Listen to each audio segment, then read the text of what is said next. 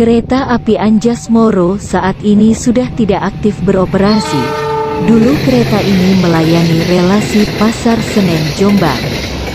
Relasi Pasar Senen Jombang sekarang diisi kereta api Bangunkarta.